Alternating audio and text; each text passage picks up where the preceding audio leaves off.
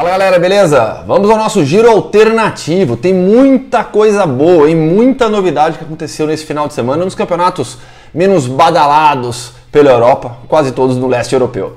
Antes, não se esqueçam, façam a inscrição no canal, ativem a notificação, deixem seus comentários, sugestões para os próximos vídeos. Aliás, um que já está na manga, vai sair nessa semana. Eu quero começar uma série especial sobre vocês sabem que eu gosto de falar de história, futebol, então falar como seriam as seleções de países que não existem mais atualmente. Então a primeira da série é a Iugoslávia 2020. Nessa semana eu lanço esse vídeo aqui no canal, até porque eu passei por uma cirurgia de hérnia nesse final de semana, uma semana de molho para mim, e aí não poderei estar na ESPN, mas ao menos o estúdio do YouTube é aqui na sala de casa, então as coisas ficam um pouco mais tranquilas, dá para atualizar o canal.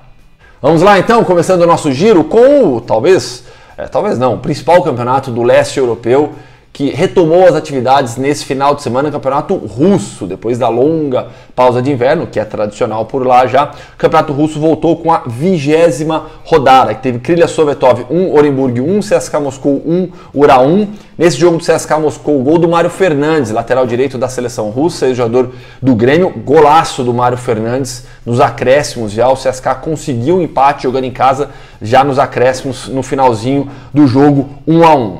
Dinamo Moscou 0, Spartak 2, no clássico da rodada, vitória do Spartak por 2-0. Zenit 0, Lokomotiv 0, jogo que marcou o retorno do Malcolm ao futebol. Ficou muito tempo fora, ele se lesionou logo no início da sua carreira no Zenit, voltou a jogar nesse final de semana, não conseguiu ajudar tanto seu time. O Zenit ficou no 0-0 com o Lokomotiv. O Zenit que lidera o campeonato com 46 pontos depois de 20 rodadas. São 14 vitórias, 4 empates e 2 derrotas. Além disso, Armat Grozny 1, Rostov também 1, Tambov 0, Rubin Kazan 0, Krasnodar 2, Ufa 0. Krasnodar é o vice-líder, tem 38 pontos, são 8 de diferença para o Zenit. Corre atrás, mas acho difícil o time de São Petersburgo perder o título dessa temporada. E aí um jogo com uma novidade também pesada. Sochi 1, Arsenal Tula 2. No ano passado, para quem gosta um pouquinho de futebol russo, deve se lembrar, em maio do ano passado, Pavel Mamayev e Alexander Kokorin, jogadores da seleção russa, foram presos por conta de uma confusão que eles se envolveram, agressão, foram acusados de hooliganismo e foram condenados à prisão. Ficaram detidos de maio até outubro e aí em outubro foram liberados. O Kokorin foi contratado pelo Sochi, era jogador do Zenit até então, e o Mamayev foi contratado pelo Rostov. E nesse final de semana, nesse jogo do Sochi, o Kokorin voltou a jogar. O Mamayev ainda não voltou, mas o Kokorin entrou em campo, foi titular e marcou o gol do Sochi nessa derrota por 2-1 para o Arsenal Tula. O problema agora para o Kokorin, já que ele enfrentou legalmente o que ele fez, vamos voltar para o futebol. O Sochi é o lanterna da competição, tem só 15 pontos. O Krylia Sovetov é o penúltimo com 19, o Orenburg e o Rubin Kazan tem 20, o Armat Grozny também tem 20 e o Tambov vem logo acima com 22. Na sequência, em 10º e 9º, Dinamo Moscou e Spartak, duas campanhas muito ruins. Na Rússia, os dois últimos colocados são rebaixados e aí o 13º e o 14º, são 16 times da primeira divisão, fazem um playoff de rebaixamento ainda contra os times da segunda divisão. Missão dificílima para o Kokorin evitar esse rebaixamento do Sochi. Vai ser realmente uma missão bastante complicada para o Alexander Kokorin. Saindo do futebol russo agora, vamos para o futebol ucraniano, porque o Shakhtar Donetsk, que se classificou na Liga Europa no meio de semana, eliminou o Benfica, vai jogar contra o Wolfsburg agora nas oitavas de final da Europa League, perdeu seu primeiro jogo no campeonato ucraniano. Estava invicto até então, depois de 19 rodadas, agora na 20ª foi derrotado pelo Vorskla Poltava. E foi um resultado de qualquer modo surpreendente, porque o Vorskla é o penúltimo na tabela com 17 pontos, são 12 times na primeira divisão ucraniana, tem fase final, então os 6 primeiros colocados avançam para a fase final. O Shakhtar perdeu seu primeiro jogo, esse 1-0 então para o Vorskla, tem 53 pontos, 13 a mais do que o Zorya, que passou o Dinamo Kiev, que foi derrotado nessa rodada também. Ainda sobre o jogo do Shakhtar, equipe alternativa. por conta da sequência da Liga Europa, o Luiz Castro optou por rodar bastante o seu elenco, então os principais jogadores ficaram de fora. No final das contas, primeira derrota do Shakhtar Donetsk no campeonato ucraniano, segue como grande favorito ao título. Acho difícil também perder a competição a um nível bem diferente hoje do Shakhtar para os seus concorrentes no campeonato ucraniano. Como eu disse, o Zorya é o segundo com 40 pontos, seguido pelo Dinamo Kiev, que tem 39, e o Desna tem 36, aparece na quarta colocação. Vamos continuar no nosso giro aleatório, nosso giro mais alternativo pelo futebol da Europa. Campeonato Sérvio, um dos maiores clássicos do futebol mundial, aconteceu nesse final de semana. Estrela Vermelha e Partizan. Em campo, 0-0, nenhum gol marcado. Jogo que aconteceu no estádio Maracanã, que é a casa do Estrela Vermelha. Sim, o estádio do Estrela Vermelha leva o nome de Maracanã, Maracanã com K, por conta do nosso Maracanã. Quando foi construído, o Maracanã Sérvio era o maior estádio da região. E aí, por conta disso, por conta do estádio brasileiro, levou esse apelido. E aí carrega o Maracanã com K e sem tio. Não existe o tio no alfabeto cirílico, na língua sérvia. Tá? Então, 0-0, Estrela Vermelha e Partizan. Partizan que não perdeu para o Estrela Vermelha nessa temporada, venceu o clássico do primeiro turno, única derrota do Estrela Vermelha no Campeonato Sérvio até aqui. São 24 rodadas, o Estrela Vermelha tem 63 pontos, seguido pelo Partizan com 52 e o Vojvodina com 51. Bačka Topola é o quarto com 44. Os 6 primeiros colocados do campeonato, aliás, os 8 primeiros colocados do Campeonato Sérvio avançam para a fase final. São 16 times no total na primeira divisão da Sérvia. Ali perto, nos Balcãs ainda, Campeonato Croata, aí sem surpresas, o Dinamo Zagreb, que é o melhor time da competição, lidera com 59 pontos e fez 4-0 no Rijeka nesse final de semana, no domingo especificamente. Dinamo Zagreb que perdeu o Dani Olmo, seu melhor jogador da temporada, meio-campista espanhol, negociado com o RB Leipzig na última janela de transferências, mas segue mandando no futebol croata, fez 4-0 no Rijeka, abriu vantagem sobre o Hajduk Split, que tem 45 pontos, 14 a menos do que o Dinamo. O Hajduk ficou no 0-0 com o Osijek fora de casa. Campeonato croata, são 10 times na primeira divisão, 4 turnos, então 36 rodadas, já foram 24, 14 pontos de vantagem para o Dinamo Zagreb, uma vantagem bastante confortável para a equipe da capital croata. Para o leste ainda, campeonato tcheco agora. Aliás, vamos falar sobre o campeonato tcheco e depois eslovaco. E aí em breve eu faço também uma seleção da Tchecoslováquia 2020. É inferior à Iugoslávia e à União Soviética. Também está nos planos aí para a gente iniciar essa série mais cultural / histórica de futebol.